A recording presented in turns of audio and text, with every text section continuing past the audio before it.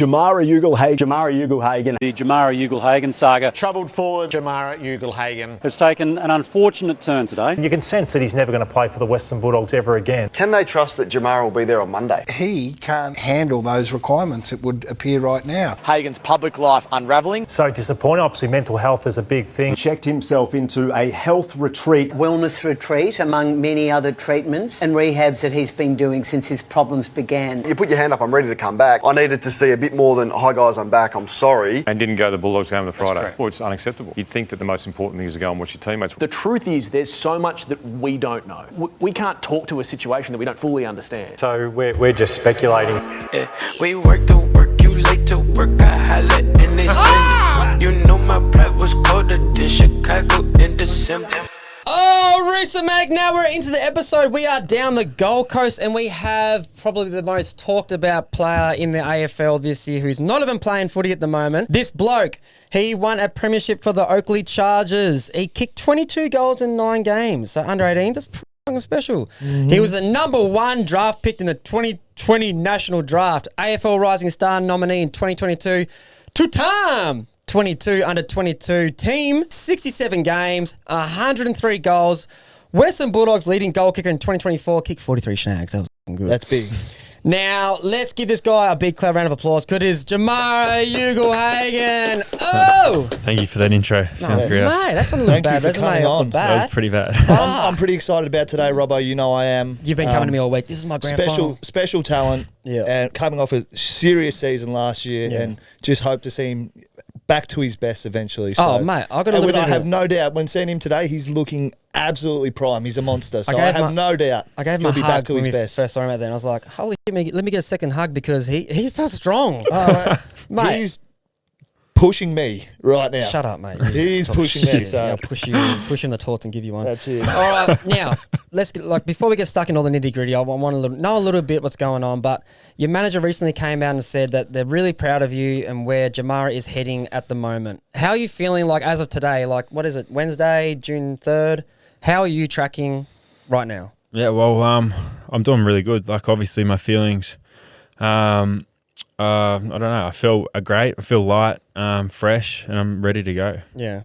What brings you to the Gold Coast? I know, I've actually turned into an investigative journalist at the moment. I've done some research last night at 1 a.m. What are you doing on the Goldie? And thanks for coming up. Yeah, so I had a little break in Byron Bay. Did 30-odd dates down there. Yeah. Just to refresh myself, get training, get on top of my fitness. Mainly just a mental health break. But then I've gone to the Goldie just to more of a self-love, self-care, just before I go back to hopefully play footy. Did you just need to get out of Melbourne for a little bit, or what? It's we're going to touch on the media and how footy orientated that state is, especially in Melbourne. You can't hide from anything, and it's just always in your face. Do you just want to get away from Melbourne? Obviously, did you say 30-day retreat or something like that? Or? Yeah, so I went up to Byron Bay, did a 30-day retreat, mainly for my mental health. Yeah. It was just paying a massive toll on me, especially with all the media stuff going on down in Melbourne. I couldn't really get away from it. Can't go down to the cafe, have a feed with my mates without paparazzi getting a photo. Yeah. I couldn't even walk to, just a cafe, or even to a recovery centre without dirty looks or just looks. People saying oh, you'll be right, mate. At the end of the day, no one knows how I'm going. But I had to get out of there because I just felt like I was putting that fake face of that I'm okay face on. But so I feel good now. I'm feeling really good. Yeah, so for you and for people out there, this is not a retreat for you to go away, get on the piss with your mates, come up to Goldie, you're having a holiday. This is for you to get yourself back on track and get back to playing footy, right? Yeah, this is the main goal, is to come back and play for the Western Bulldogs. I obviously love football. It's my outlet from life and all my problems outside of football, especially down at home. But then obviously, I've just come up here to look after myself, and it feels good to finally actually prioritise myself rather than other people. Everyone judges you because they don't know you. They don't know anything about you, who you actually are. But they just see what's in the media. They see all this, negative headlines, all that kind of stuff. So they've already painted a picture of you. How is it honestly, mentally? Because I haven't had that. I know I've had a couple ups in the past, and I've had probably 1 or 2 days of media. You've had literally 6 months. But getting out of bed, it was when you talk about mental stuff, how's it actually look? Because I don't. Yeah, everyone's different. Well, the mental health side of things, getting out of bed was a struggle. Yeah. I found sleeping longer. I felt I was doing training at night just to avoid people, just to I don't know. I'm just like enjoying the days I was spending in Melbourne. The weather was shocking. Like I just had no energy to go up and train. Yeah. I wanted to be out there and play footy because that's my outlet, and I had a goal for the weekend to go play. But I'd get to the end of the week of hard training, and then I'd obviously not feel as good because I don't have a reward at the end of the day because they took the football away from me. Yeah.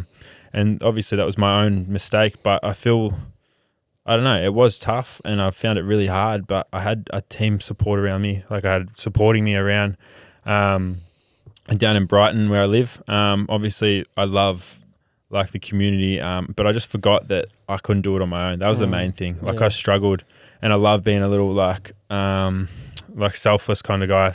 Like I have to do everything on my own because I got there when I'm 20. Yeah. But now that's starting to downfall me with like all the media attention and stuff. Yeah. I feel a lot better leaning on other people in a community.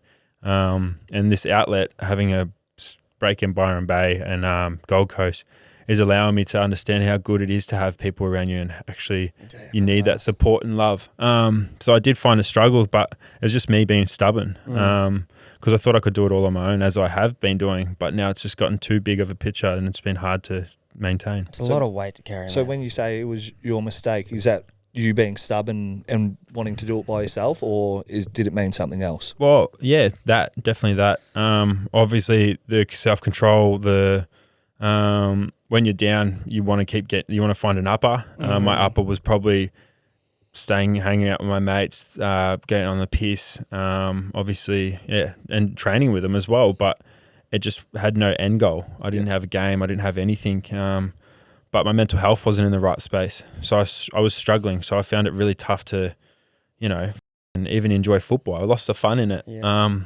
I didn't want to play. It wasn't a priority because all I wanted was to find something, but I didn't know what that was until I've had this break. That's the thing, like, if people think we're, like, AFL players are so lucky because they got footy, like, why you feel down? Like, you're so privileged to have this. You got all this cash, all this money, and we'll touch on everything that's been going on, but it's just not the case. Like, it turns into a job, and when you lose the passion and love for something like that, you don't have anything like an outlet. Well, it's all you've ever known for. Yeah. If you fart at the moment, like, that'll be in the news. So, like, imagine like trying to go out and do something that you enjoy doing, and you can't literally do it. Well, it's all you ever have until you're drafted.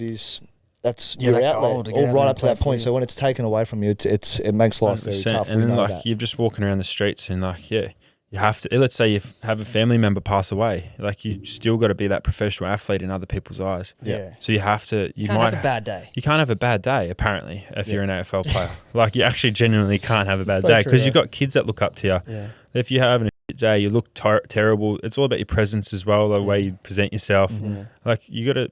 It's that anxiety, the anxious that brings it into, I don't know, like it makes it tough, the job. Before all football and all this stuff, I want to know, like, because I've known you for a while, we talk every now and then and all that kind of stuff, but I want to know your upbringing. Like, I don't think too many people even know the story. Like, they've seen a lot about you in the media this year and probably in the Nicky Winmar when you pointed to your chest for racism stuff, but run me through your upbringing quickly. Like, where you from? I know you're from Framlingham. Yeah. Like, where the fuck is that? Yeah, so Framlingham's an Indigenous community. On a reserve, right? Like, it's on a reserve. Do they still call it a mission or not? Yeah, it's a mission. Yeah, I call it a mission, but not many people know what that is. Oh, okay. Yeah, so I go down home. My parents are still there to this day. I've still got my uncle's family down there.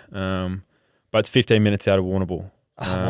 So it was just Aboriginals in town. They all got kicked out to there.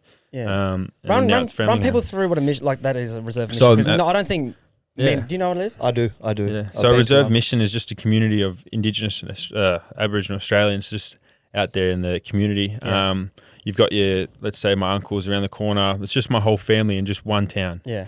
And we can do whatever we want. Yeah. Like you can ride your bikes. I was driving my car at 5. Like that's when I learned. Like we used to get like paddock bombs and fill them up. We'd go milk mum and dad's car and stuff. Yeah. And then they couldn't even get into town because we're smashing the paddock bomb in the back. Doing mainies in your own exactly, like riding bikes.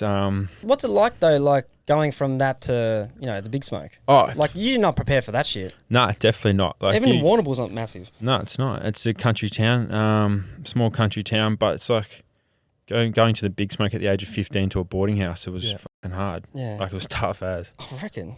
Yeah, Mate, especially I'm a like Tassie boy, fucking having the Wednesday. outlet of doing whatever I want to now I have to maintain and listen to other people, especially at a Scotch college. It's like that was for private school. Like I'm Damn, you going went to from private school, doing what mate? I want down in Warrnambool in Fram as well, yeah, and then I yeah. go straight to Scotch college. It's like Jesus. Was it a rough childhood? Like, obviously, you would have seen some shit. Like, obviously, with big families, it's always going to be like dust-ups, Yeah. family drama and all that stuff. And you got about 4 tribes in your family, pretty much. Like, I know Yeah. you're a Noongar man as well, but like, Yeah. obviously, that's what Victoria. So definitely run us through that. Like, I don't know the upbringing on a mission. I know. Yeah, so the a fair upbringing was tough. So the whole reason I do what I do is to not let my brothers have that upbringing that I had. Yeah. I had a really lucky family and parents that looked after me and did whatever they could to get food on the table and shoes on our feet. But if I didn't do what I did, I feel that my brothers probably would have went downhill and backwards. So I was the first male to graduate school in the community. Yeah. In a long And time. good school too. Not Yeah, just and then I went to Scotch. So now my little brothers have a scholarship to Scotch if they do well in school. True. And now they're invited to the Western Bulldogs NGA because of I did that pathway for them. Yeah. So now that's like closing the gap. Like that's me breaking that barrier of where Aboriginals, like they don't have that excuse of like, oh, I can't because I live on a mission. No, Yeah. like it was hard work. Proof in the pudding, bro. Right there. But it was tough. Like it's pressure on me.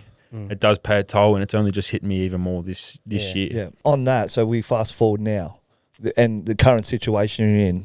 How much of a toll is it taking on your family, and do you feel the effects of it right now? Yeah, Is that really hard for you to deal with? 100% it is. Well, the media are making it like they're trying to change the way I actually am, my own character.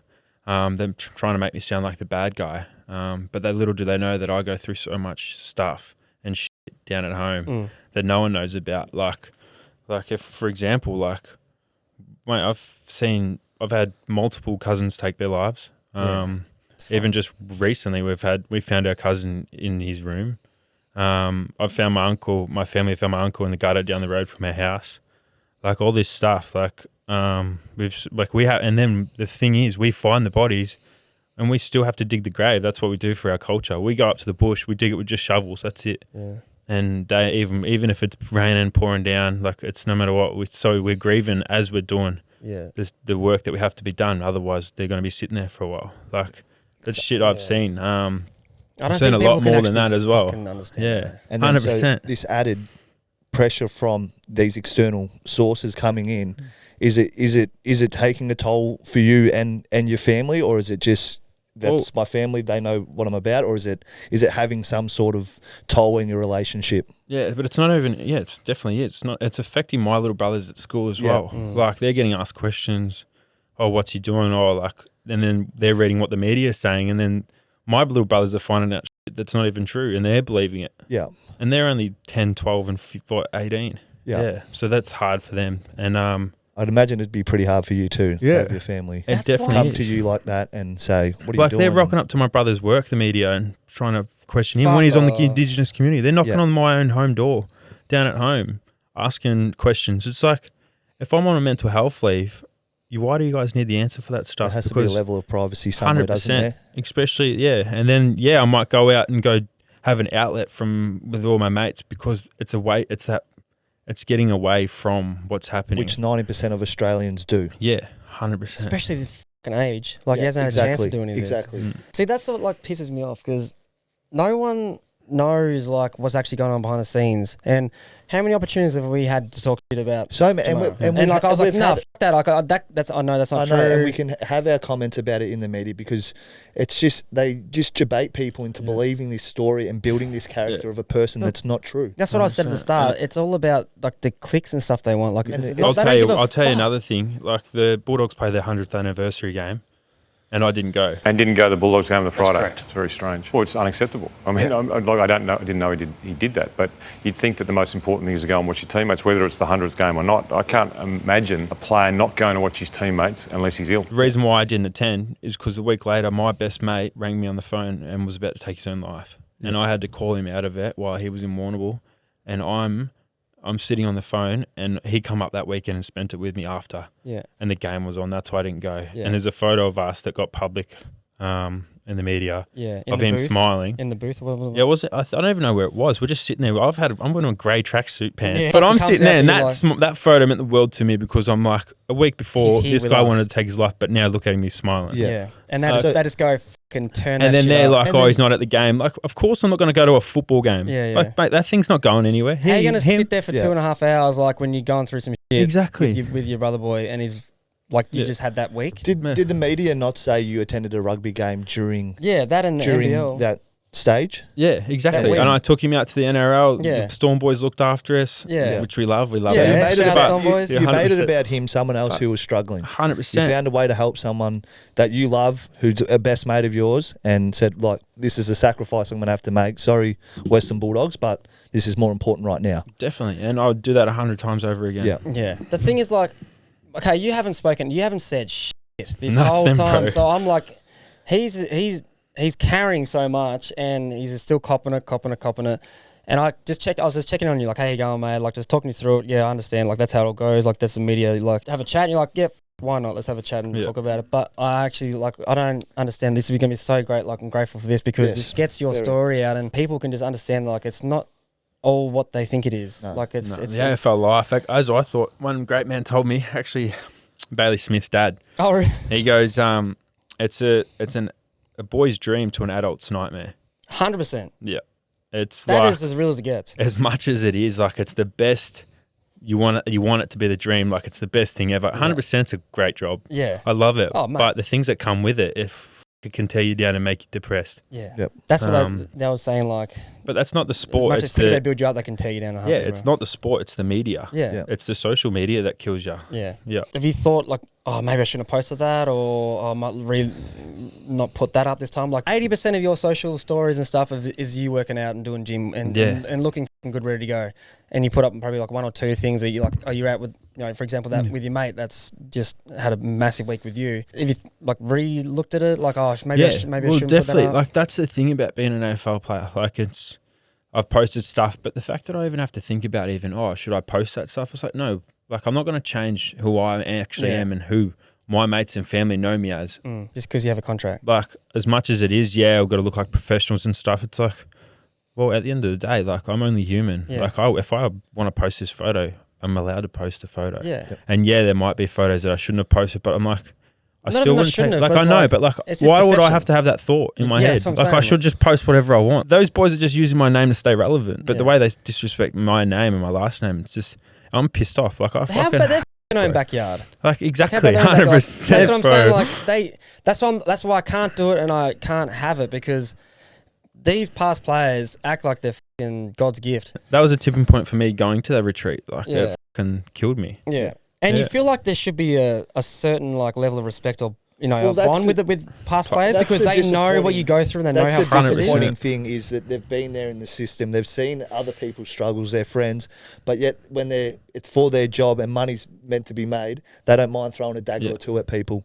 So it's a disappointing thing. You feel like they could feel a bit more sympathy Just towards have your fucking player. opinion. Like, it's money's money. We can make money in a minute. Like, unless you genuinely feel that way, have your opinion. Sweet, that's your opinion. So with your social media stuff, have you? Oh, sorry, I can't. Are you just gonna keep doing your thing and keep being yourself, or are you gonna sort of retreat into this? Looking to return. I'm going to go back into robot mode to keep the media happy, or you're going to say stuff it, sort of like we see Bailey Smith doing at the moment. Well, are you just going to be yourself? The thing is I am being myself. Yep. That's why it's so, like, the AFL wants stories from it, because I'm actually probably like the only player allowed to be myself. Yep. I want to go see my family.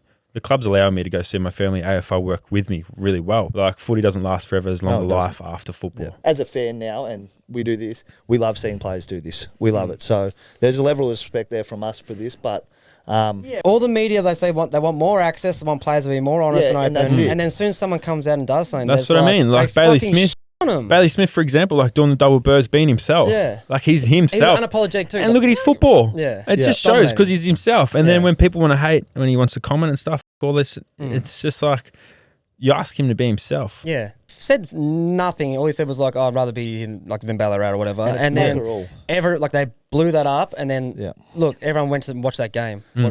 Just from Geelong him, and Bulldogs. They just made to it a watch that. blockbuster game. Just from him being himself, and the revenue would have been great for it. No offense, but Doggy them. They should have fucking drafted him. That's my opinion. Let's talk about some footy chat. Like, Let's go. We've got some things to talk about after that. But, mate, you're actually drafted as a number 1 draft pick. That's crazy to me. Like, do you know how hard that is to be number 1 draft pick? And so many number 1 draft picks don't make it. You've obviously made it, and you're going through some shit now. But run me through the experience, because you just said you're from a reserve, like you've gone through all that. Then you went to Scotch College, so you would have got a bit of professionalism and learned a lot about life that way.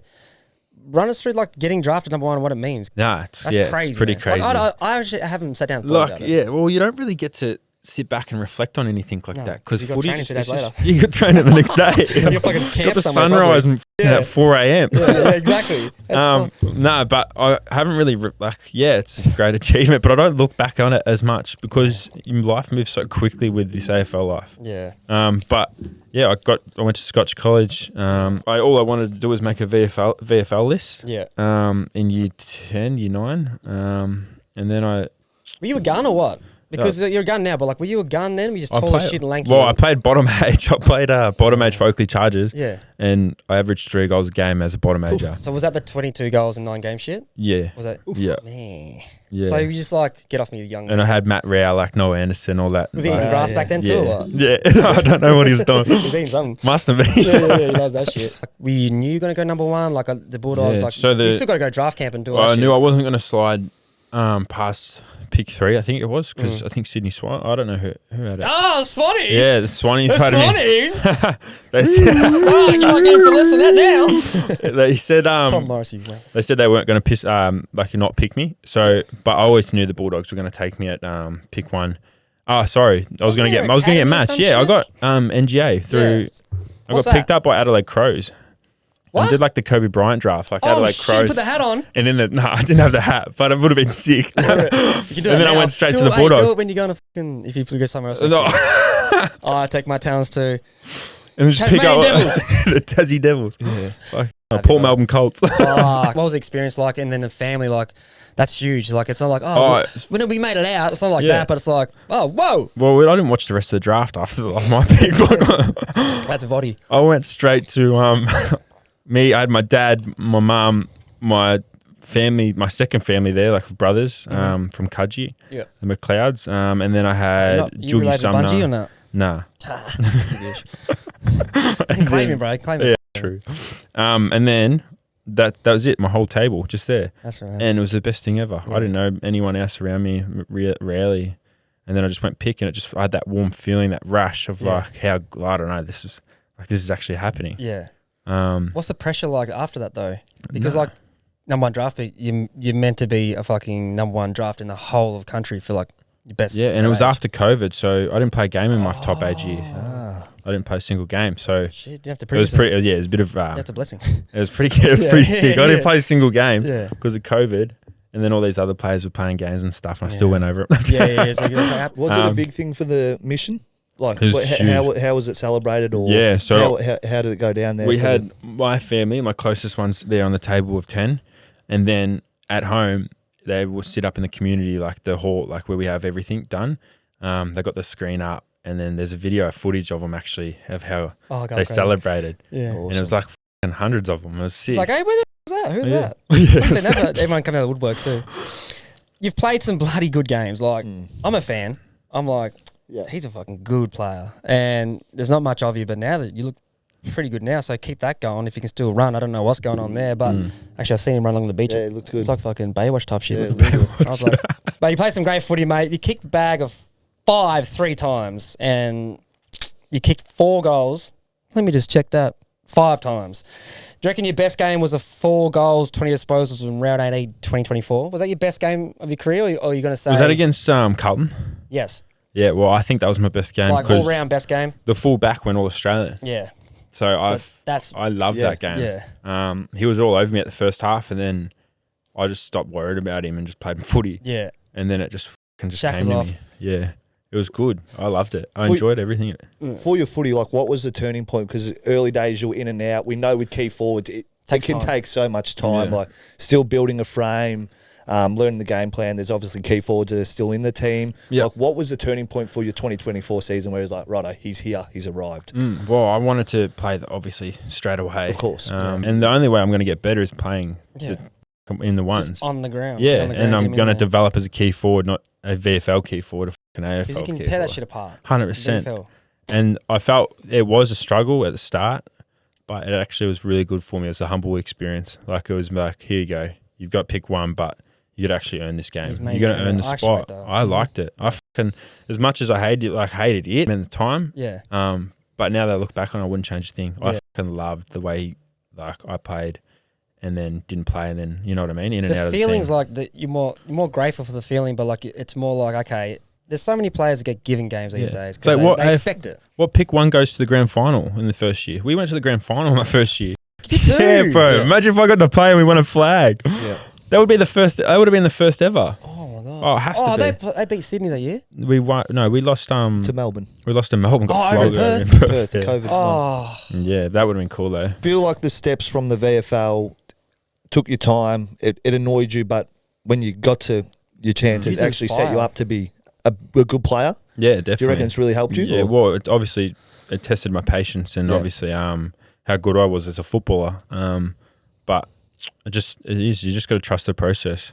And I did, and it's gone quick. I'm in my 5th year already. jeez, right, Yeah. too. How And you had crazy one is year of that? COVID. Yeah.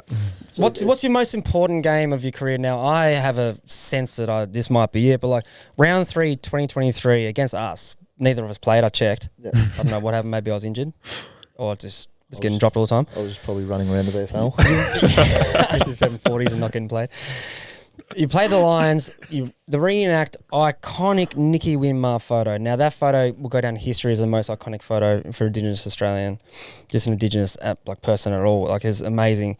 But you were copying racial slurs a week before against the Saints, and I actually remember this going on because you took maybe a day or two away from the club, and then you decided to play. You come out and kick 5 goals, and during it, obviously pull the shirt up and point to your skin colour. Can you just run me through that week and just the feeling of the game in the moment? Because obviously there's a lot of media after it, but can you just run me through what you were genuinely feeling as an Aboriginal? I felt fucking embarrassed. Like, to be honest with you, that's the shittest thing. I felt like, obviously I had fucking different emotions. I was angry, sad. Like, behind doors, I was fucking bawling my eyes out. Yeah. Like, that affected me heaps. Like, I was, and then I was even embarrassed. And I said nothing and did nothing. I just didn't want to even go out in public. People were coming up to me like, oh, I'm so sorry that someone did that to you. Does that make it better or worse? That makes it worse. Yeah. Because I'm like, as much as like, yeah, thank you a lot, but like, thank you for that guy for being what? Yeah. Like no way. Just brings that feeling back up 100%. And I didn't, like, to be honest with you, before the game, I've never told anyone this, but I actually prayed to I don't know, I just prayed to my, Uncle Archie Roach? Yeah. He's my uncle. Archie He's my uncle? uncle, yeah. Archie Roach? Yeah. So because the same community he's from, took the children away, that's my nan and that got taken away. Actual? Yeah.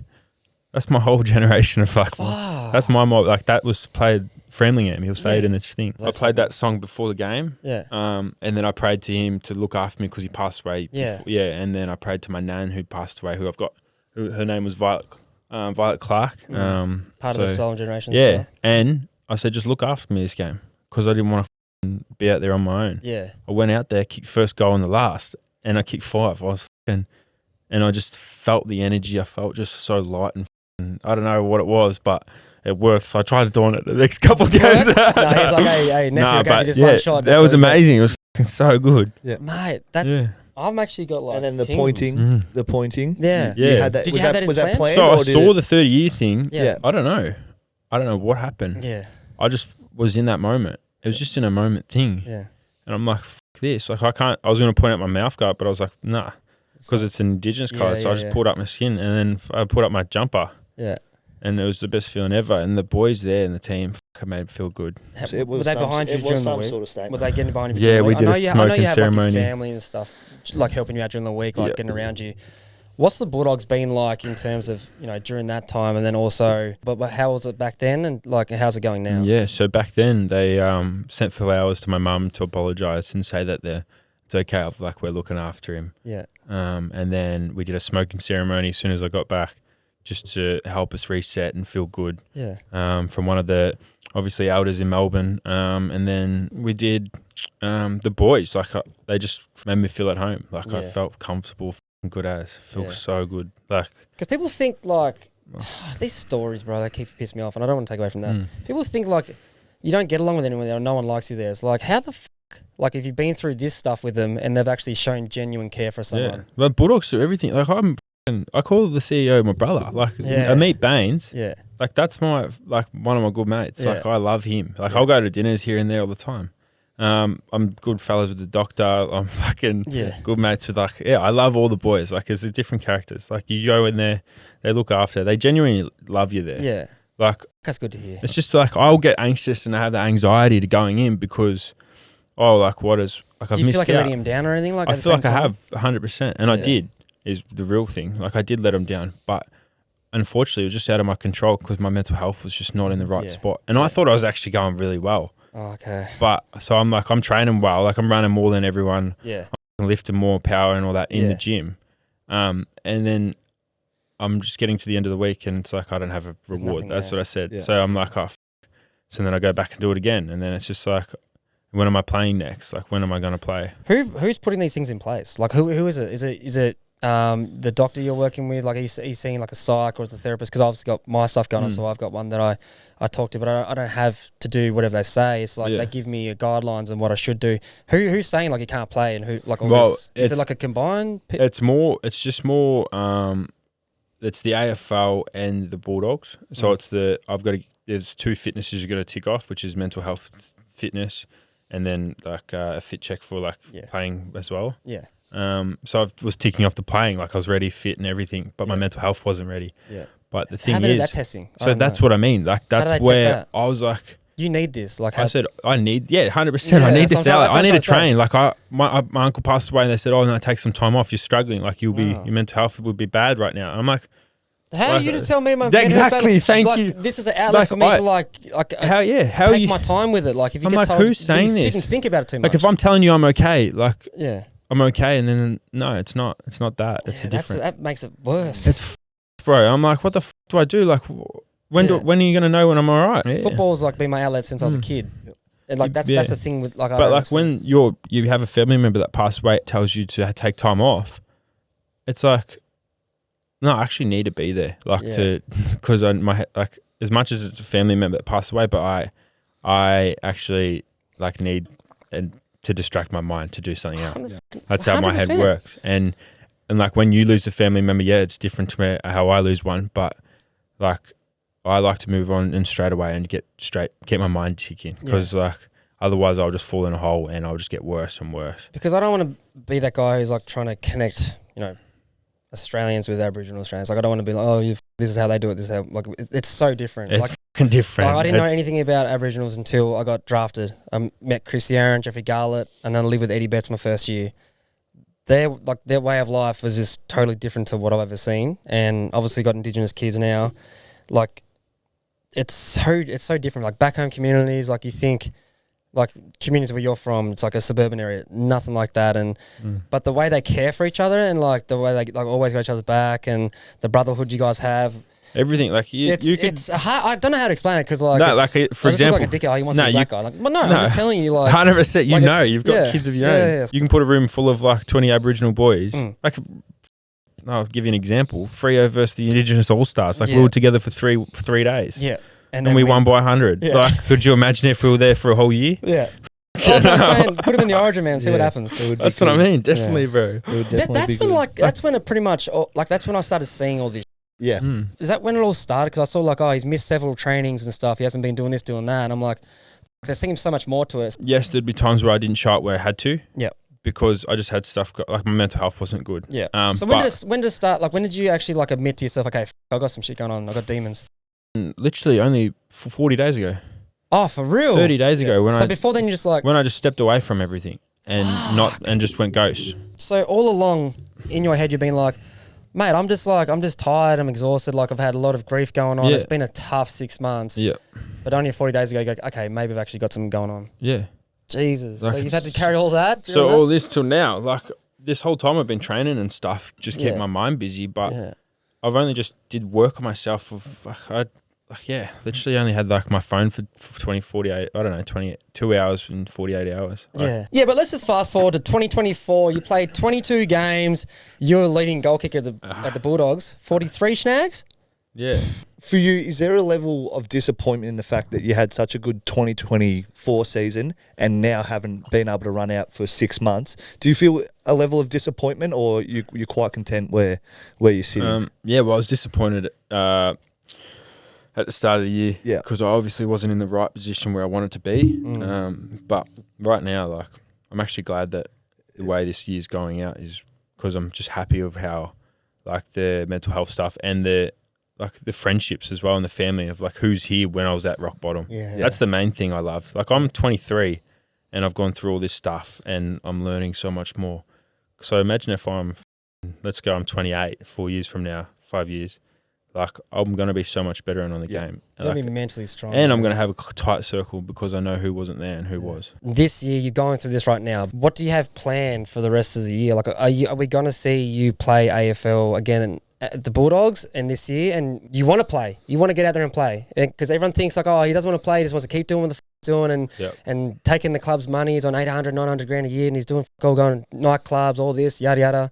Do you actually, you want to play footy though, right? Like, I want to play footy. Yeah. I can't wait to play footy. Yeah. Like, I want to kick a fucking goal in front of those crowds. Like, I've been watching every single Bulldogs game. Like, I've been supporting them. Yeah. I've been watching them. Like, I'll go to the games at the end of the year.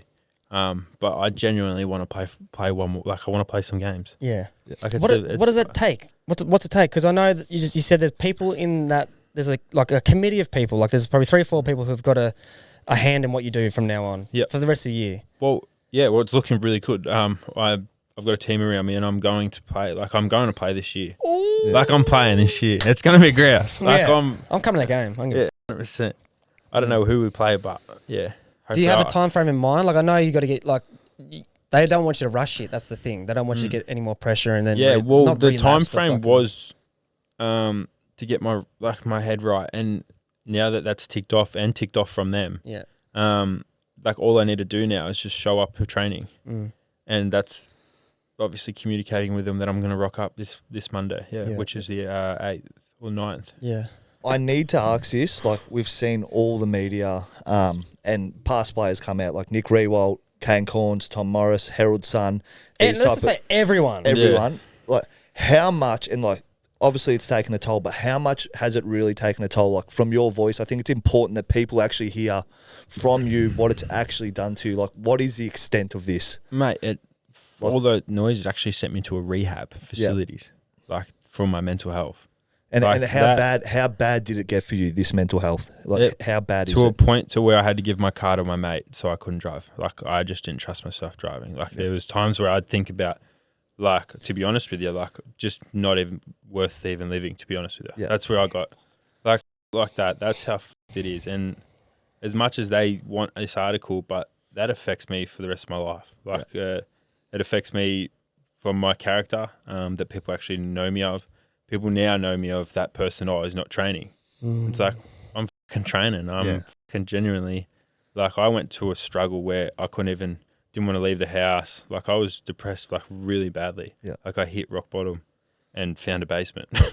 So the impact they had on you is quite close to some suicidal thoughts. Definitely suicidal thoughts. Like, it would come to, it was probably to almost, like, I don't know, suicidal thoughts would come pretty frequently, especially when I felt that I was on my own the whole time, the way I was isolated and singly just put out in public, just like that. Like, I went to facilities to go get help, and then that come out and the thing. But, like, all that media talk from putting on this mental health, blaming it to not train, is all fucked up because you guys literally sent me to a fucking rehab facilities to get better. Like, that's how I fucking... Sounds like you try and do something that they're asking, then it's like, then it comes out, and then you're like, well, what the fuck? It's like you're literally, like, saying that I'm blaming mental health and stuff, but you guys have actually put me there.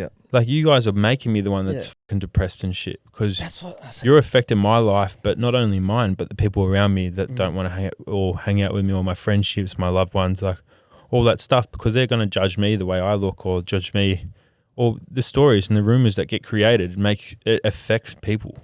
This is your life, though. Like, that's who you are. Because I know you. I know, like, when I see this shit, we talk about it. That's, nah. Yeah. Taking a gun because you want to... Yeah, bro. Like, what is that gun shit? Like, I just want to touch on the comments. Like, I think this is just a powerful comment to come from himself, but a lesson learnt for the AFL. What you're doing to players in the industry, to the point of thinking about knocking yourself off. And that's like it's so powerful that you've been able to talk about this. 100%. And people say like you got to speak up. It's not weak to speak. And then I speak and say I'm struggling, and then they go and use that as clickbait to make me feel like a worse. Yeah. And I'm like this is why I don't want to fucking talk up, is because you guys make it look like a bad thing. It's like I'm speaking and I'm trying to tell you that I'm not right, and then you go ahead and make it worse. Like, that's the shit I hate. Is there's AFL footballers out there struggling right now as I'm here. 100%. And it's just going to keep going because they're not going to talk about it, and they're men as well, which makes it even worse. Like, it's already hard enough to speak, and now the journos want to make stories about you being depressed and stuff and saying, "Oh, he's not training." Just give me a break. Like, to be honest with you, like, give us a break. Like, yeah, you want to write and do your job, you get paid for it, but at the end of the day, it's just a football game. It's not the end. That's not the end of the world. I think it's a great lesson to learn. And, and that's so prevalent right now.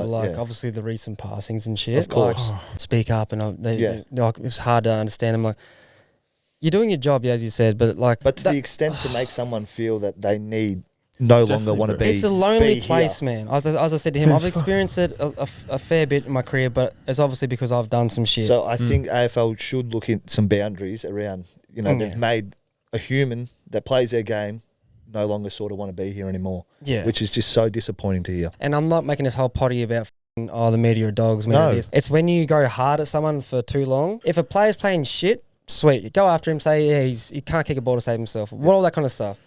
But when you start taking someone's character and who they are as a person when that's not true, just to sell articles or just to get your name out there, it becomes a whole different kettle of fish. Like, you just can't... I couldn't sleep at night doing that shit. I don't know how they do it, but they don't see this. Like, they're not talking about their friends. They're just talking about this just person. Literally a fucking object. Like, that's what I mean. Like, it's nothing. Just a number on a fucking change room. It's crazy. So that's what, that's why I can't have it. I'm getting emotional. I get really fucking frustrated because I know, because I know the place.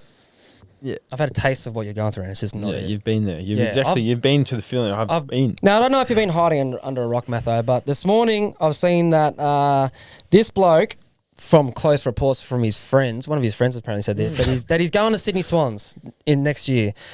Run me through like what the chats are with the Bulldogs, your manager, who's obviously playing a big part in all these kind of things, is saying, "Hey mate, get right, get back playing." Have you spoken to any clubs? Like, has there been anything going on like that? You're on the Gold Coast, you going to Gold Coast? Rizzy maybe? Wait, what? I'm not going anywhere at the moment. No, I'm definitely not thinking of it either because I'm obviously still contracted with the Doggies. Yeah. I still want to play for them. I want to win a flag. Yeah. And that could be like you added into that team. And then Sam Darcy comes back in. Like, yeah, I think we should be sweet. Hopefully. That's actually. But yeah, no, I still want to play for the Bulldogs. Yes, you get your rumour talks every year. I've been having it since I was drafted. Apparently, I wanted to go to the Hawthorn in my first year. Tom Morris last night. He said a personal friend of yours has said that you're going to Sydney Swans next year. Yeah, I told Tom Morris myself. That's crazy, bro. I don't even know how would I don't think any of my mates would want to even talk to that bloke. That's what I'm saying. Like, what personal friend of yours is going? Oh yeah, Tom, bro, how you going, man? Mate, he's going to Sydney. Bro, he's making up bullshit. That's what I'm saying. That's bullshit. Yeah.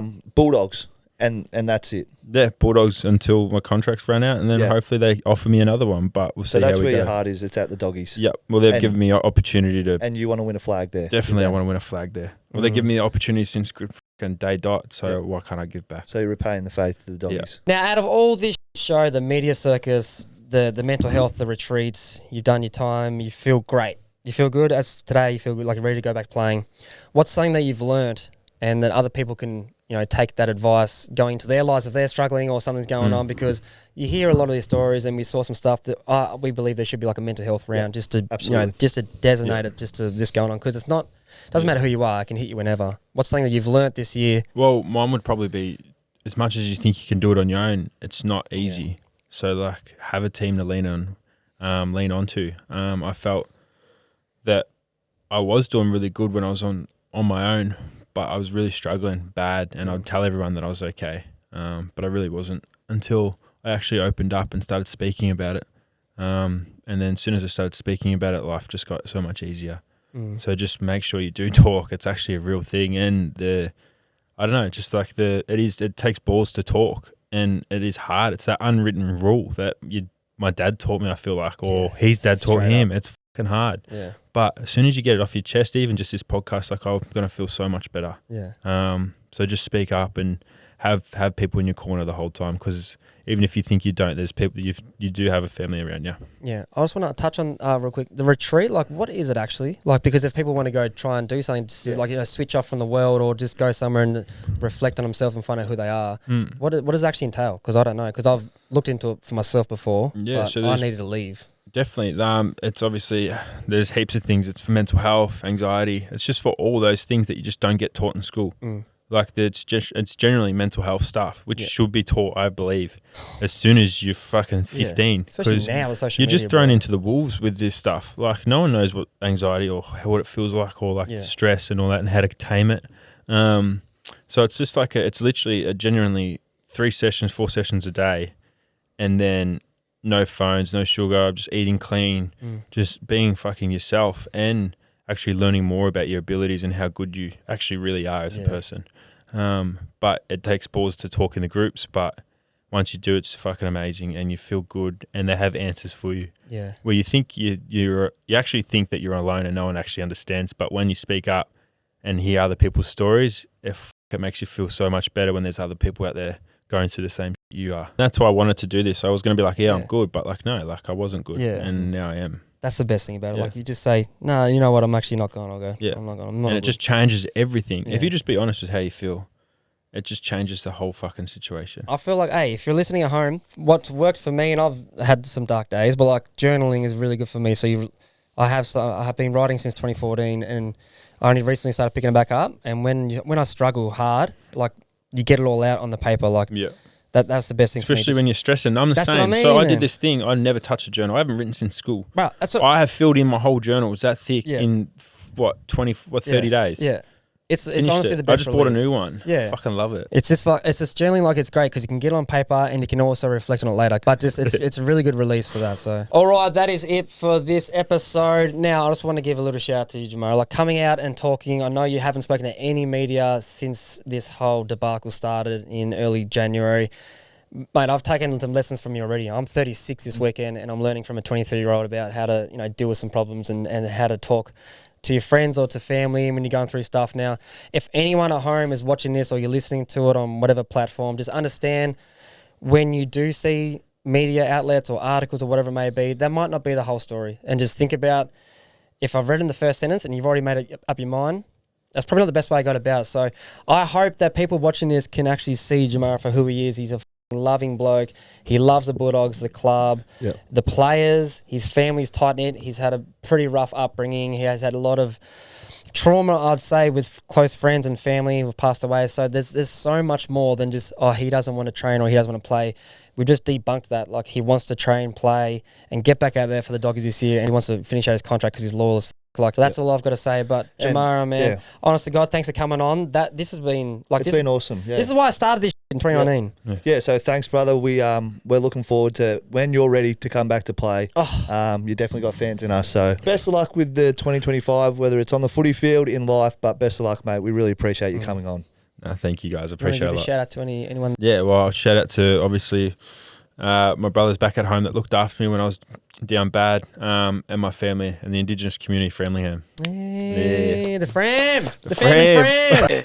We work to work, you late to work, I highlight and they send it. You know my pride was colder than Chicago.